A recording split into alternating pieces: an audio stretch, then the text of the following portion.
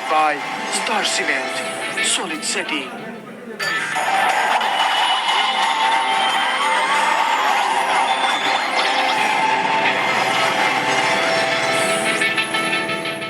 নিৰ্বাচনৰ দিন ঘোষণা কৰা হৈছে ইতিমধ্যে শাসক বিৰোধীৰ মাজত এটাই প্ৰতিযোগিতা যে জনতাৰ কোন বেছি কাষ চাপিব পাৰে এনে সময়তে শদিয়াৰ পৰা ধুবুৰীলৈ আমাৰ এই যাত্ৰা আৰু ইতিমধ্যে আমি কৈছোঁ তৃণমূল পৰ্যায়ৰ নেতা কৰ্মীৰ মনৰ ভাৱ আমি বুজিব বিচাৰিছোঁ শাসকীয় পক্ষই হওক বা বিৰোধীয়ে হওক আৰু লগতে স্থানীয় লোকসকলৰ মতামত গ্ৰহণ কৰোঁ দল সংগঠনৰ মতামত লওঁ আৰু আজি আমি প্ৰথমতে মই আপোনাৰ কাষলৈ আহিছোঁ সমষ্টিয়ে আমাৰ এই যাত্ৰা এই সমষ্টিটোত আপুনি কি দেখিছে বা কেনেকুৱা দেখিছে আৰু প্ৰথমতে এটা কথা এই সমষ্টিটো কংগ্ৰেছৰ দখলতে আছে প্ৰথমতে আপোনালোকক ধন্যবাদ জনাইছোঁ যেনেকুৱা এটা অঞ্চলত আপোনালোকে ভাল এটা প্ৰগ্ৰাম পাতিছে আচলতে এই সমষ্টিখন কংগ্ৰেছৰ দখলত আছিল কংগ্ৰেছে উন্নয়ন কৰিছিল আমি আশাবাদী চিয়'ৰ যে 2026 যি আমাৰ বিধানসভা নিৰ্বাচন হ'ব এই নিৰ্বাচনত আমাৰ নুৰ ইছলাম বিপুল ভোটে জয়যুক্ত হ'ব আমি আশাবাদী যে তেখেতৰ নেতৃত্বত এইবাৰ 2026 যদি দিল্লীত দিছপুৰত আমাৰ যি দিছপুৰত চৰকাৰ হ'ব আমাৰ গৌৰৱ গগৈ ডাঙৰীয়া নেতৃত্বত অসমত কংগ্ৰেছ দলে চৰকাৰ গঠন কৰিব যেনেকৈ সমষ্টি আপোনালোকৰ দখলত বহু প্ৰশ্ন আছে কিন্তু আমি এজনকৈ প্ৰথমতে সুধি লওঁ দল সংগঠন আছে আমাৰ সৈতে কেনেকুৱা দেখিছে সমষ্টিটোৰ উন্নয়নেই হওক বা সমস্যাই হওক কি দেখে আপোনালোকে আমচুক যেনেকৈ আপোনালোকে প্ৰতিনিধিত্ব কৰিছে হয় পোনপ্ৰথমে আপোনালোকক আমি ধন্যবাদ জ্ঞাপন কৰিছোঁ যে আমাৰ এই ভিতৰুৱা অঞ্চলত আহি DY 365 নিচিনা এটা চেনেলে আহি আমাৰ যি জনতাৰ যি মত এই 2026 নিৰ্বাচন উপলক্ষে যি জনতাৰ মতখন মানে গ্ৰহণ কৰিব ইতিমধ্যে আমি সমষ্টিৰ ৰাইজে বা স্থানীয় দল সংগঠনৰ প্ৰতিনিধি হিচাপে আমি এটা কথা উল্লেখ কৰিব বিচাৰিছোঁ যে সমষ্টিত যিখিনি উন্নয়ন হ'ব লাগিছিল আচলতে বিৰোধী পক্ষৰ বিধায়ক হিচাপে সমষ্টিৰ যিখিনি উন্নয়ন হ'ব লাগিছিল আমি নাই হোৱা বুলি নকওঁ কিন্তু যিখিনি হ'ব লাগিছিল সেইখিনিও আমি দেখিবলৈ পোৱা নাই আৰু এটা কথা ঠিক যে এইখন সমষ্টি যি কংগ্ৰেছৰ দখলত আছিল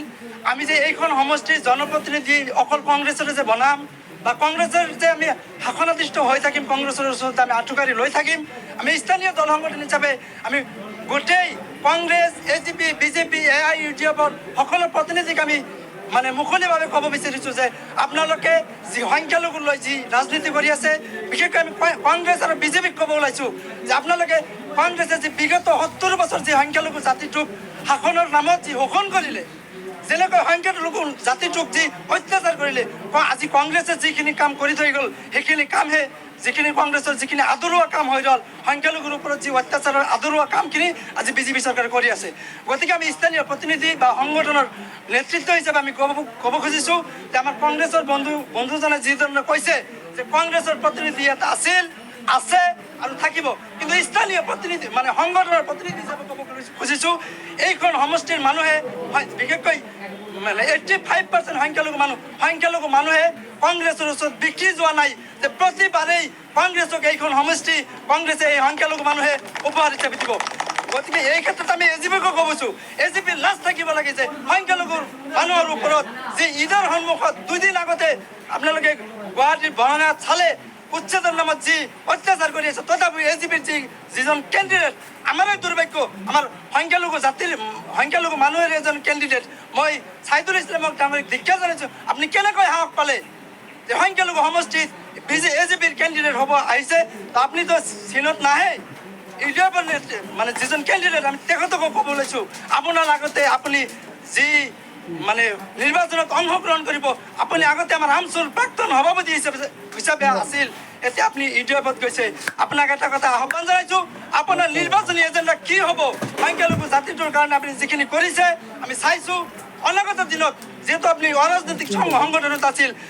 ইউডিএফত যায় বা ৰাজনৈতিক দলত থাকি সংখ্যালঘু জাতিটোৰ হকে কি কেনেধৰণে মাত মাতিব আপনি স্পষ্ট কৰি অনাগত দিনত আপনি 26 নিৰ্বাচনত প্ৰতিদ্বন্দ্বিতা আগবঢ়াওক আমি কংগ্ৰেছৰ কাষলৈ আহিব লাগিব খুব ডাঙৰ কথা এটা কৈছে আমি আহিম AIDFৰ লগত প্ৰথমে আমি কথা পাতি লওঁ ঠিক আছে আমি কথা পাতি আছোঁ যেনেকৈ তেখেতে আমচুৰ পৰা প্ৰতিনিধিত্ব কৰিছোঁ মই আমচুৰ পৰা প্ৰতিনিধিত্ব কৰিছোঁ আমচু আমাৰ জাতীয় সংগঠন কিন্তু আমচুৰ একাংশ প্ৰতিনিধিয়ে AIUDF দলত সাপোৰ্ট কৰি আছে আৰু এই আমচুৰ একাংশ প্ৰতিনিধিয়ে আমাৰ যিজন মহমূৰ্তিত AIUDF দলক সমৰ্থন কৰি আছে কিন্তু আমাৰ কাৰণে দুৰ্ভাগ্যৰ বিষয় আমচু আমাৰ জাতীয় সংগঠন আমি আমচুক আমি অনুমান কৰিম কিন্তু আমচুৰ একাংশ প্ৰতিনিধিয়ে আপুনি কিয় হাল্লা কৰিব ইয়াত নিউজ চেনেল বজোৱা হৈছে ইয়াত সাংবাদিকবিলাক আমাৰ মতামত ল'ব আপোনালোকৰ মতামত ল'ব আমাৰ মতামত ল'ব আপুনি কিয় কাজিয়া কৰিব আহিছে কংগ্ৰেছে কেৱল কাজিয়া কৰিব জানে আপুনি কিয় কাজিয়া কৰিব আহিব সাংবাদিকসকলে যাক প্ৰশ্ন কৰিব তেওঁ হওক ইয়াত আমি সকলো মানুহ অনুষ্ঠান আৰম্ভ হৈছেহে মাত্ৰ আপোনাক প্ৰশ্ন যেতিয়া কৰা হ'ব তেতিয়া আপুনি মাত মাতিব যাক যেতিয়া প্ৰশ্ন কৰিব তেতিয়া তেওঁ মাত মাতিব আপুনি কিয় কাজিয়াৰ সৃষ্টি কৰিছে আপুনি কিয় কাজিয়াৰ সৃষ্টি কৰিছে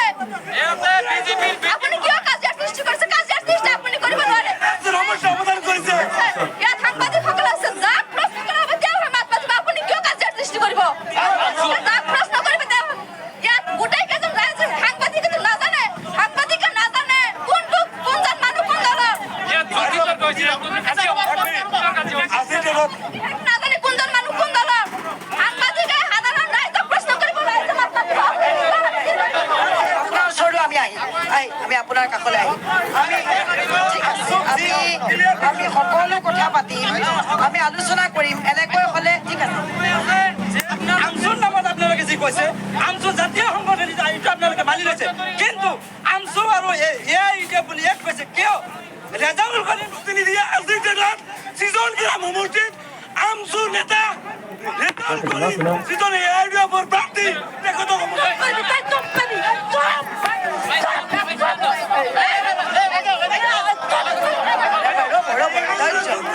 আজি আমি যিখিনি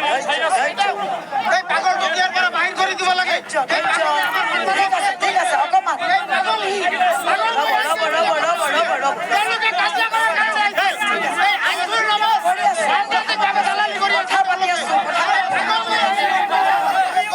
নিৰ্বাচনৰ দিন যিমানে চমু চাপিছে ৰাজনৈতিক বতাহজাক ক্ৰমাৎ গৰম হৈছে আৰু তৃণমূল পৰ্যায়তো আমি দেখিছোঁ যথেষ্ট গৰম বতাহ আমি কথা পাতিম অভিযোগ প্ৰতি অভিযোগ যুক্তিৰে খণ্ডন কৰিব মই আপোনাৰ কাষলৈ গৈছোঁ যুক্তিৰে আপোনালোককো মই আপোনালোকৰ কাষলৈ যাম কওক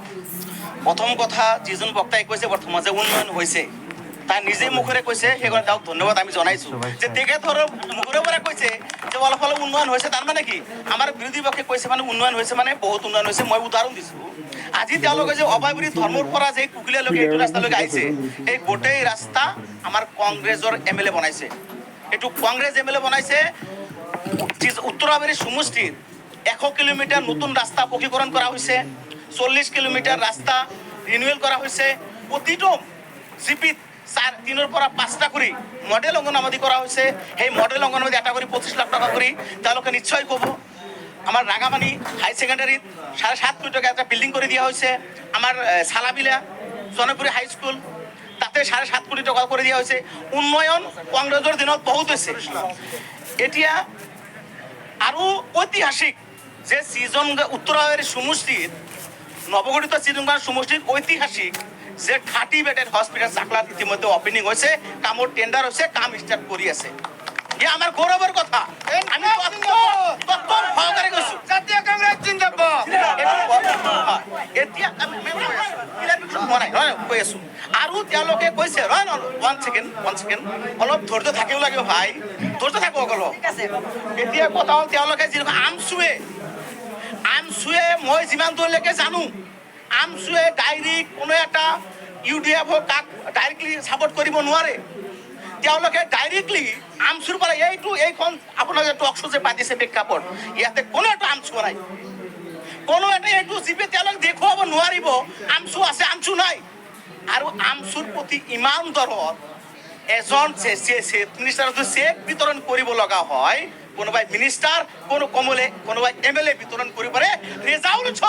কৰিম সৰকাৰ কেনেকৈ অথৰিটি পালে তাই চিফ মিনিষ্টাৰৰ চেক বিতৰণ কৰে তাৰ মানে এই হিমন্ত বিশ্ব শৰ্মাৰ লগত এই ৰেজাউল কৰিম সৰকাৰ লগত হলি আছে সেইকাৰণে আমি এবাৰ যিজন গ্ৰামবাসী ৰাইজে এবাৰ বিপুল ভোটত কংগ্ৰেছৰ দলৰ মনোনীত প্ৰাৰ্থী নুৰুল ইছলাম গুণৱন্ত জয়যুক্ত কৰি দিছপুৰত কংগ্ৰেছৰ নেতৃত্ব চৰকাৰ হ'ব